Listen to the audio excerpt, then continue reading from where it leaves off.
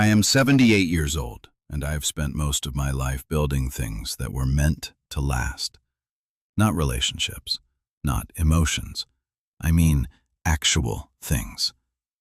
Bridges that carry thousands of cars every day. Water systems that still run long after the people who designed them have retired. Structures that do not complain, do not forget, and do not disappear when things get inconvenient. That is how I understood the world. If something is built properly, it holds. If it is not, it fails. Simple. My name is Daniel Mercer, and for most of my adult life I believed my family worked the same way. I have 3 children, 2 sons and 1 daughter. They used to call often when they were younger, back when I still fixed their bicycles and explained why storms form in the sky like I was teaching engineering fundamentals. Back when I was not just dad, but a man who could solve problems. Over time, things changed in the way they always do when people grow older and busier. The calls became shorter, the visits became less frequent, and eventually conversations turned into updates rather than connection. Still, I never complained. I told myself that this is what success looks like. I raised independent children. That is what every parent is supposed to want. At least, that is what I believed. 6 weeks before my surgery, I called them individually. A hip replacement. Routine, the doctor said. Very common for your age group, he added, as if common made it any less serious. My children reacted the way adult children often do when they hear something medical. Concern wrapped in convenience. Of course we'll be there, Dad, my oldest son said immediately. We'll take turns staying with you, my daughter added. You won't even have to ask. My youngest son was the most direct. We'll organize shifts. Don't worry about anything. They said it so easily, like scheduling was the only obstacle between love and absence. I remember sitting at my kitchen table after those calls, looking at the calendar pinned to the wall. 6 weeks, 42 days. Plenty of time, I thought. Plenty of time for people to make arrangements for someone who once made all their arrangements for them. I wrote the surgery date in red ink, not because it was dangerous, but because I believed it mattered enough to be seen. For the next few weeks, I received occasional check-in calls, short conversations, quick assurances, busy schedules, meetings, school events, work pressure. Always a reason, never a refusal. And I accepted every one of them. Because that is what parents do. They translate absence into explanation until it stops sounding like absence at all. One evening, I sat alone in my living room and looked at the 3 framed photographs on the wall. 3 children. 3 promises I had once believed were permanent. Outside, the wind moved through the trees behind my house in a way that made everything feel larger than it needed to be. I told myself again, they will come. They promised. And I believed them. The morning of my surgery arrived with a kind of quiet I had not expected. Not peaceful quiet, something more clinical, more absolute. The kind of silence that feels like it has already decided what kind of day it will be and does not require your opinion on the matter. I woke up at 5:12 a.m. and sat on the edge of my bed for a long time, listening to the house. Nothing was wrong with it. That was the strange part. Everything was exactly as it had always been, yet it suddenly felt like a place I was temporarily borrowing rather than living in. My suitcase was already packed, not because I was anxious, but because I prefer order. I have always believed that uncertainty is easier to face when your physical world is controlled. 2 shirts folded neatly, toiletries aligned in a small bag, documents in a folder labeled clearly in my handwriting. Preparedness is not fear. It is respect for outcomes. I arrived at the hospital just before 7 a.m. The building was brighter than I remembered from previous visits. Too bright, almost indifferent in its lighting. Like it was designed to remove shadows and with them any sense of personal history. A nurse checked my information. Another asked me to change into the gown. Routine instructions, routine movements, routine words. Everything was routine today. Except my children were not here. I checked my phone in the waiting area more times than I want to admit. There were messages, of course. My oldest son, "We're all getting ready, Dad, don't worry. We'll be there after the morning meeting." My daughter, "I just dropped the kids at school. I'll come after lunch, promise." My youngest son, "On my way later today. Don't stress." Later, a word that has carried more broken promises than any other word I know. At 8:42 a.m., I was wheeled toward the operating room. The corridor was long, fluorescent, and strangely quiet in a way that made every sound feel intentional. A nurse walked beside me and asked if I was comfortable. I told her yes. That is what people expect you to say. At no point did I ask where my children were. Not because I did not wonder, but because I already knew the answer was not going to change anything. Just before the doors to the operating room closed, I looked at the ceiling tiles passing above me. Perfectly aligned. Perfectly indifferent. And I thought, somewhat detachedly, that life often feels most organized at the exact moment it becomes most uncertain. The surgery itself is something I was told later was uneventful, a word doctors use when nothing goes wrong, as if absence of disaster is the same as comfort. When I woke up, the first thing I saw was the corner of a curtain and the edge of a metal pole holding an IV bag. The second thing I noticed was the chair. It was empty. Not temporarily empty, not recently left. Empty in the way a space becomes when it has never been claimed.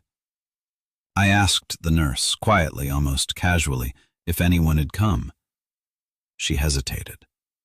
That hesitation lasted less than a second, but I remember it more clearly than anything else she said that day. "No one yet," she answered gently. Yet. I remember repeating that word in my mind. Yet. As if it carried hope inside it. But as the hours passed, yet stopped feeling like possibility and started feeling like delay without destination. By evening, the chair remained untouched, and I began to understand something I was not yet ready to name. Not loudly, not emotionally, just clearly. I was alone. The first night is always the hardest. Not because of pain. Pain, I have learned, is honest. It tells you exactly where it lives and what it wants. The hardest part is the waiting. Waiting for something that you have no evidence will come, but still choosing to believe it might. My room was quiet except for the steady rhythm of machines that did not care whether I slept or not. Outside my door, footsteps passed occasionally, voices, laughter sometimes. Other people's lives continuing on schedule. My phone buzzed at 9:14 p.m. My daughter. "Sorry I couldn't make it today, Dad. The kids had practice and I couldn't leave them alone. I'll come tomorrow morning, I promise." Tomorrow morning. I stared at the message longer than I needed to, because it still sounded like commitment. Not presence, but at least direction toward presence. At 10:03 p.m., my oldest son called. He sounded tired, distracted. "Hey, Dad, surgery went okay, right? I've been tied up all day, but I'll definitely come by after work tomorrow. Don't worry, we've got this covered." We've got this covered. I remember thinking about that phrase. Who exactly is we? Because from where I was lying, there was only one chair in the room, and it remained empty. The second day began with sunlight that made the hospital window look less like glass and more like a boundary between two separate lives. One life where people were busy, and one life where I was waiting. A nurse came in to check my vitals. She smiled politely in the way nurses do when they have already seen too much to be surprised by anything. "Any visitors yet?" she asked. I hesitated. "No," I said, then added, "Not yet." That word again. Yet. As if it had started following me. By afternoon, my son sent a short message. "Meeting ran late. I'll try to come tomorrow for sure." Try. I had spent my entire career avoiding words like that in engineering reports. Try is not a measurement. It is not a guarantee. It is not even a plan. On the third day, I began to notice things I had ignored before.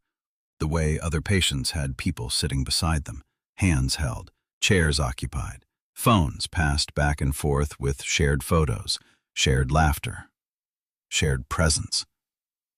And I had nothing.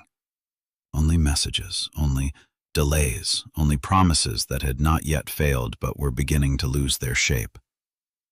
That evening, my daughter called again. Her voice was softer this time, less certain. "Dad, I feel so bad. Something came up at work. I'll definitely come after I fix it. Just hang in there, okay?" Hang in there. Another phrase people use when they are not the ones hanging. After the call ended, I placed my phone face down on the small table beside the bed. I looked at the empty chair. It had not moved. It had not changed. But something in me had. Not dramatically, not emotionally in a way that could be explained easily, just a quiet adjustment, like a structure responding to weight it was never designed to carry. That night, I stopped checking the door every time I heard footsteps. Not because I stopped hoping, but because hope had started to feel like something that required more energy than I could safely spend. And still, before I closed my eyes, I told myself the same thing I had told myself every hour since arriving. Tomorrow. They will come. Tomorrow. By the fourth day, I stopped counting hours. Not because time became meaningless, but because it stopped behaving the way I expected it to.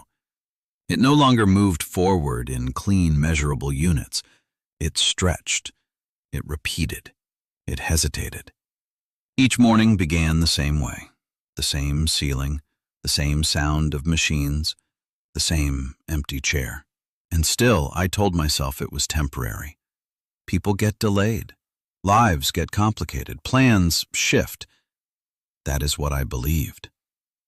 On the fourth day, my oldest son called. His voice carried the same tired confidence it had on day one, but something subtle had changed. Less certainty. More explanation. "Hey, Dad, I'm still trying to clear my schedule. Things are just insane right now, but I'm definitely coming. I just need one more day." One more day. I remember nodding slightly as if he could see me, as if agreement made absence more acceptable. On the fifth day, my daughter sent a voice message instead of calling. Her voice was softer now, carefully controlled. "Dad, I feel awful about this. I really do. But the kids had an issue at school and I couldn't leave. I'll make it up to you. I promise." Make it up. I found myself repeating that phrase silently, as if presence could be repaid later, like a debt with interest. That evening, a nurse came in to adjust my IV line. She was in her mid-50s, calm in the way people become when they have learned not to ask unnecessary questions. She glanced at the chair, then at me, and asked gently, "Are you expecting visitors today?" There was no judgment in her voice, only observation. I said, "Yes." But even as I said it, I noticed something unfamiliar in my own tone. A hesitation. On the sixth day, I received no call at all, not even a message. At first, I told myself it was nothing. People forget. Phones die. Meetings run late. But silence has a way of becoming heavier when it is repeated. By the seventh day, I had begun to recognize patterns I did not want to see. My son's "definitely tomorrow" had no longer arrived. My daughter's "I'll come after work" had no longer been followed by updates. The structure of their promises was collapsing under its own repetition. That morning, a different nurse came in to check my vitals. She paused for a moment longer than usual. Then she asked the question that changed the shape of everything that followed. "Do you have family nearby?" It was such a simple question, so ordinary, and yet it landed with a weight I was not prepared for. I looked at the empty chair before answering. Not immediately, not automatically, but carefully. "Yes," I said finally, then added almost to myself, "They're just busy." After she left, I realized I had said that sentence more times in 8 days than I had spoken to my children in person. Busy. A word that can disguise almost anything if you let it. That night, I stopped expecting the door to open. Not fully, not consciously, but something inside me adjusted, like a machine recalibrating when it realizes a load is not what it was designed for. And for the first time since arriving, I understood something I had been avoiding. It was not that they had not come yet. It was that yet might not be coming at all. By the 9th day, something inside the room had changed. Not physically, the walls were still the same pale color, the machines still beeped with the same indifferent rhythm, the chair was still in the same position, slightly angled toward the bed, as if it had been placed there with intention but never fulfilled its purpose. What changed was me. I stopped checking my phone every time it lit up, not because I stopped caring, but because I had begun to understand that what I was waiting for might not arrive in the form I expected. My son sent a message that morning. "Crazy day at work. I swear I'm trying, Dad. I'll come as soon as I can." As soon as I can. A phrase that no longer meant anything measurable. On the 10th day, my daughter called briefly. Her voice sounded distant, as if she were speaking from another room entirely. "I feel so bad I haven't made it yet. Something always comes up. But I'm still planning to come, okay?" Still planning. Planning, I realized, does not require execution. It only requires intention. And intention, I was learning, is not something you can sit beside in a hospital chair. On the 11th day, no one called, not even a message. The silence was not loud. It was worse than that. It was normal. That was the moment I began to notice the other patients differently. The man across the hall had visitors every afternoon. His wife brought him soup in a thermos. His daughter adjusted his blanket even when it did not need adjusting. The woman near the window laughed softly with someone on speakerphone every evening. And I began to understand something I had refused to acknowledge before. I was not simply alone. I was unaccompanied in a place designed for companionship. On the 12th day, a nurse came in and found me staring at the chair again. She followed my gaze, then looked back at me. She did not speak immediately. There was no need. Then she asked quietly, "Has anyone been able to visit you at all?" It was not the question that broke something. It was the fact that she already knew the answer before I gave it. I hesitated, longer than I should have. "Yes," I said finally, then added almost automatically, "They're just busy." Busy. The word felt different now, less like an explanation, more like a story I had been repeating to protect myself from a conclusion I did not want to reach. That night, I did not sleep, not because of pain, not because of machines, but because I could no longer tell the difference between waiting and being forgotten. On the 13th day, I understood something with absolute clarity, not loudly, not emotionally, but completely. No one was coming. Not today, not tomorrow. Not because they were cruel, but because absence, repeated long enough, becomes normal for the person living without it. I looked at the empty chair one last time before discharge, and I stopped imagining it would ever be filled. The day I was discharged, no one came to pick me up. Not because I had not told them, not because they did not know, but because by then, the absence had already become routine enough that no one questioned it anymore. A volunteer wheeled me to the hospital entrance and wished me good luck in a tone that suggested she had said the same words hundreds of times before to people who would also leave alone. The air outside felt different. Not cleaner, not freer, just wider, as if the world had expanded slightly without asking me whether I was ready for it. I sat in the wheelchair for a moment longer than necessary, not because I needed rest, but because I was trying to understand something simple that no longer felt simple at all. I had entered this building believing I would not be alone. I was leaving it knowing I had been. I called an Uber. The driver arrived within minutes. A young man, polite, distracted, the kind of person who exists between destinations rather than within them. He asked how my stay had been. I told him the truth, briefly. It was a hospital. He nodded like that explained everything, and perhaps, in its own way, it did. The ride home was quiet. Not uncomfortable, just absent of expectation. When I arrived at my house, I stood outside the front door for a long time. I do not know what I was waiting for.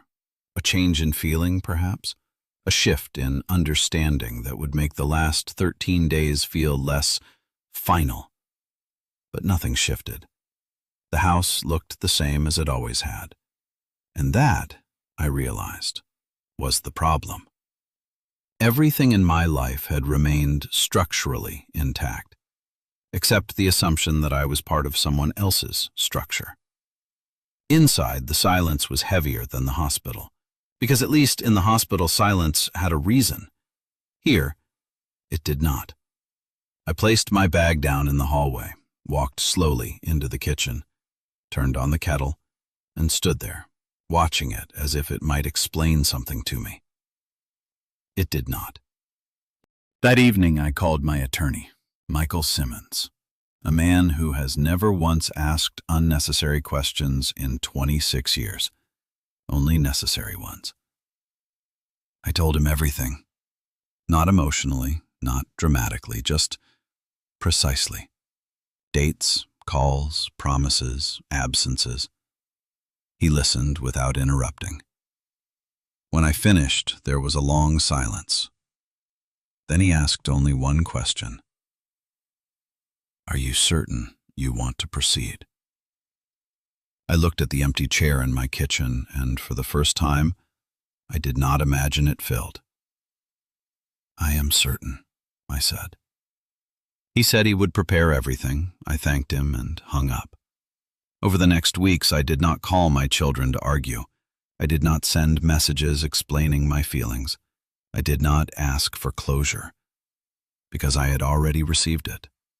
Not in words, in absence. Instead, I made decisions the way I always had, carefully, methodically, like load calculations that determine whether a structure holds or fails. And for the first time, I understood something that had taken 78 years to learn. Not all promises are broken loudly. Some simply dissolve in silence until nothing remains to hold them up. The will was rewritten, quietly, legally, precisely. And when it was done, I sat back in my chair and felt something I did not expect. Not anger, not satisfaction, but clarity. Outside, the world continued as if nothing had changed, and, in a way, it hadn't. Except now, everything was exactly where I had decided it should be.